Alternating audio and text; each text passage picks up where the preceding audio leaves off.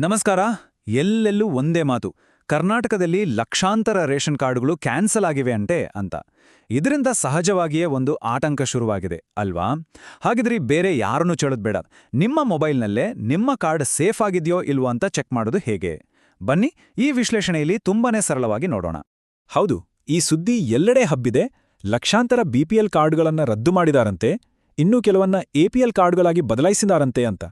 ಅಯ್ಯೋ, ಇದು ನಿಜನಾ? ಈ ಸುದ್ದಿ ಕೇಳಿದ ತಕ್ಷಣ ಎಲ್ಲರಲ್ಲೂ ಒಂದು ರೀತಿಯ ಗೊಂದಲ, ಒಂದು ಆತಂಕ ಶುರುವಾಗಿದೆ. ಹಾಗಾದ್ರೆ ಬಹುಶಃ ಎಲ್ಲರ ಮನಸ್ಸಲ್ಲೂ ಇದೇ ಒಂದು ಪ್ರಶ್ನೆ ಓಡ್ತಾ ಇರುತ್ತೆ. ನಮ್ಮ ರೇಷನ್ ಕಾರ್ಡ್ ಏನಾದರೂ ಆಗಿದೆಯಾ? ಅದು ಸುರಕ್ಷಿತವಾಗಿದೆಯಾ? ಈ ಚಿಂತೆಗೆ ಉತ್ತರ ಬೇರೆ ಎಲ್ಲೋ ಇಲ್ಲ, ನಮ್ಮ ಕೈಯಲ್ಲೇ ಇದೆ. ಸರಿ, ಮೊದಲು ಈ ಗೊಂದಲ ಯಾಕೆ ಶುರುವಾಯಿತೋ, ಇದರ ಹಿನ್ನೆಲೆ ಏನು ಅಂತ ನೋಡೋಣ.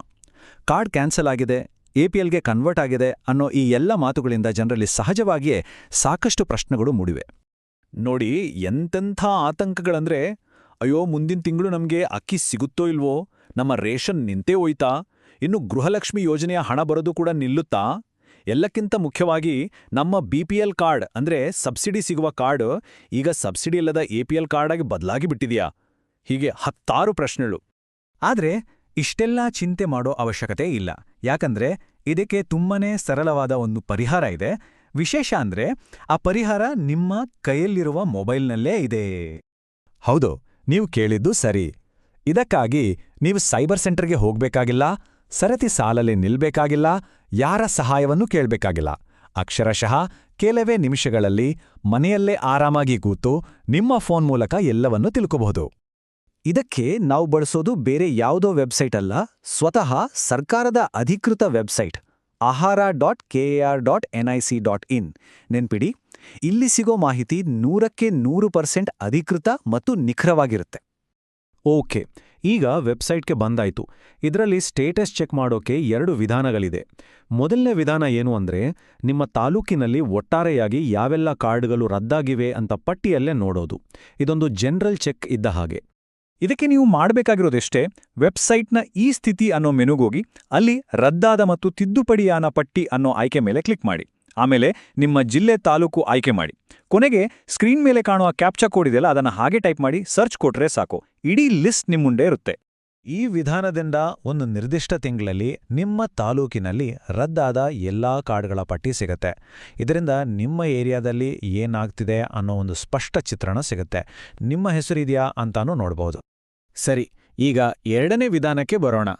ಇದು ತುಂಬಾನೇ ಮುಖ್ಯವಾದದ್ದು ಮತ್ತು ಬಹುತೇಕ ಎಲ್ಲರಿಗೂ ಬೇಕಾಗಿರೋದು. ಅಂದ್ರೆ ಬೇರೆ ಅವ್ರದಲ್ಲ, ನಿಮ್ಮದೇ ರೇಷನ್ ಕಾರ್ಡ್ನ ಸ್ಟೇಟಸ್ ಅನ್ನು ನಿಖರವಾಗಿ ನೇರವಾಗಿ ತಿಳಿದುಕೊಳ್ಳುವುದು ಹೇಗೆ ಅಂತ ನೋಡೋಣ. ಇದಕ್ಕೂ ಅಷ್ಟೇ, ಮೊದಲು ಈ ಸ್ಥಿತಿ ಮೆನುಗೆ ಹೋಗಿ ಅಲ್ಲಿ ಪಡಿತರ ಚೀಟಿಯ ಸ್ಥಿತಿ ಅನ್ನೋದನ್ನ ಆಯ್ಕೆ ಮಾಡಿ. ಆಗ ಅದು ನಿಮ್ಮ ವಿಭಾಗ ಯಾವುದು ಅಂತ ಕೇಳುತ್ತೆ. ಉದಾಹರಣೆಗೆ ಮೈಸೂರು ಅಥವಾ ಬೆಂಗಳೂರು ಅಂತ ಸೆಲೆಕ್ಟ್ ಮಾಡಿ. ಇಲ್ಲಿ ವೆರಿಫಿಕೇಷನ್ಗೆ OTP ವಿಧಾನವನ್ನೇ ಆರಿಸಿಕೊಳ್ಳಿ, ಯಾಕಂದ್ರೆ ಇದು ತುಂಬ ಸುಲಭ ಮತ್ತು ಸುರಕ್ಷಿತ ಕೂಡ. ಸರಿ, ಮುಂದಿನ ಸ್ಟೆಪ್. ಇಲ್ಲಿ ನಿಮ್ಮ ರೇಷನ್ ಕಾರ್ಡ್ ನಂಬರ್ ಹಾಕಿದ ತಕ್ಷಣ ನಿಮ್ಮ ಕುಟುಂಬದ ಎಲ್ಲಾ ಸದಸ್ಯರ ಹೆಸರುಗಳು ಸ್ಕ್ರೀನ್ ಮೇಲೆ ಕಾಣಿಸ್ತವೆ. ಅವರಲ್ಲಿ ಯಾರ ಮೊಬೈಲ್ ನಂಬರ್ ಆಧಾರ್ ಕಾರ್ಡ್ ಜೊತೆ ಲಿಂಕ್ ಆಗಿದೆಯೋ ಆ ಸದಸ್ಯರ ಹೆಸರನ್ನು ನೀವು ಆಯ್ಕೆ ಮಾಡ್ಕೋಬೇಕು. ನೀವು ಹೆಸರನ್ನು ಸೆಲೆಕ್ಟ್ ಮಾಡಿದ ತಕ್ಷಣ ಆ ರಿಜಿಸ್ಟರ್ಡ್ ಮೊಬೈಲ್ಗೆ ಒಂದು OTP ಅಂದ್ರೆ ಒನ್ ಟೈಮ್ ಪಾಸ್ವರ್ಡ್ ಬರುತ್ತೆ. ಸ್ಕ್ರೀನ್ ಮೇಲಿರುವ ಕ್ಯಾಪ್ಚಾ ಕೋಡ್ ಮತ್ತೆ ನಿಮಗೆ ಬಂದಿರುವ OTP ಎರಡನ್ನೂ ಸರಿಯಾಗಿ ಜಾಗೃತಿಯಿಂದ ನಮೂದಿಸಿ ಗೋ ಅಂತ ಕೊಟ್ರೆ ನಿಮ್ಮ ಕಾರ್ಡ್ನ ಸಂಪೂರ್ಣ ಸ್ಟೇಟಸ್ ನಿಮ್ಮ ಕಣ್ಮುಂದೆ ತೆರೆದುಕೊಳ್ಳುತ್ತೆ. ಓಕೇ, ಇಲ್ಲಿಗೆ ನಮ್ಮ ಅರ್ಧ ಕೆಲಸ ಮುಗೀತು.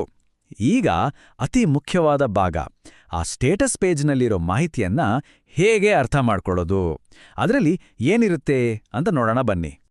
ನೋಡಿ, ಅಲ್ಲಿ ಆಕ್ಟಿವ್ ಅಂತ ಹಸಿರು ಬಣ್ಣದಲ್ಲಿ ಬರೆದಿದ್ರೆ ನಿಟ್ಟುಸಿರು ಬಿಡಿ, ನಿಮ್ಮ ಕಾರ್ಡ್ ಸೇಫ್ ಆಗಿದೆ ಅಂತಾನೆ ಅರ್ಥ. ನಿಮಗೆ ಸಿಗ್ಬೇಕಾದ ಎಲ್ಲಾ ಸೌಲಭ್ಯಗಳು ಮುಂದುವರಿಯುತ್ತವೆ. ಒಂದು ವೇಳೆ ಅಪ್ಪಿತಪ್ಪಿ ಅದು BPL ಇಂದ APL ಅಂತ ಬದಲಾಗಿದ್ರೆ ಗಾಬರಿ ಆಗ್ಬೇಡಿ. ಇದರರ್ಥ ನಿಮ್ಮ ಕಾರ್ಡ್ನ ವರ್ಗ ಬದಲಾಗಿದೆ ಮತ್ತು ಕೆಲವು ಸಬ್ಸಿಡಿಗಳ ಮೇಲೆ ಪರಿಣಾಮ ಬೀರಬಹುದು.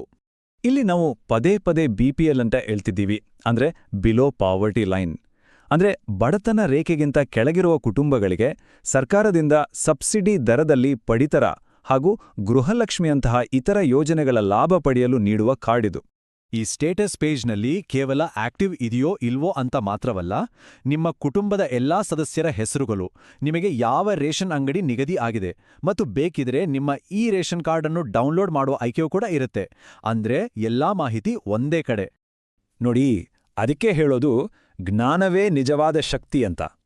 ಯಾರೋ ಏನೋ ಹೇಳಿದ್ದನ್ನು ಕೇಳಿ ಗಾಬರಿ ಆಗುವ ಬದಲು ನಮ್ಮ ಸ್ಟೇಟಸ್ಸನ್ನು ನಾವೇ ಹೀಗೆ ಖಚಿತಪಡಿಸ್ಕೊಳ್ಳೋದು ಯಾವಾಗ್ಲೂ ಬೆಸ್ಟ್ ಅಲ್ವಾ? ಹೀಗೆ ಆನ್ಲೈನಲ್ಲಿ ಚೆಕ್ ಮಾಡೋದರಿಂದ ಏನಾಗುತ್ತೆ ಅಂದ್ರೆ, ಮೊದಲನೇದಾಗಿ ಒಂದು ಸ್ಪಷ್ಟತೆ ಸಿಗುತ್ತೆ, ಎರಡನೇದಾಗಿ ಮನಸ್ಸಿಗೆ ನೆಮ್ಮದಿ ಸಿಗುತ್ತೆ, ಜೊತೆಗೆ ನಿಮ್ಮ ಸಮಯ ಮತ್ತು ಹಣ ಎರಡೂ ಉಳಿಯುತ್ತೆ. ಈಗ ನೋಡಿ, ಈ ಸಿಂಪಲ್ ವಿಧಾನ ನಿಮ್ಗೆ ಗೊತ್ತಾಗಿದೆ. ಇದೇ ರೀತಿ ಗೊಂದಲದಲ್ಲಿರೋ ನಿಮ್ಮ ಅಕ್ಕಪಕ್ಕದವರಿಗೆ, ಸ್ನೇಹಿತರಿಗೆ ಅಥವಾ ಯಾರಿಗೆ ಮೊಬೈಲ್ ಬಳಸೋಕ್ ಗೊತ್ತಿಲ್ವೋ ಅವರಿಗೆ ಈ ಮಾಹಿತಿ ನೀಡಿ ನೀವೇ ಸಹಾಯ ಮಾಡ್ಬೋದಲ್ವೇ? ಯೋಚಿಸಿ.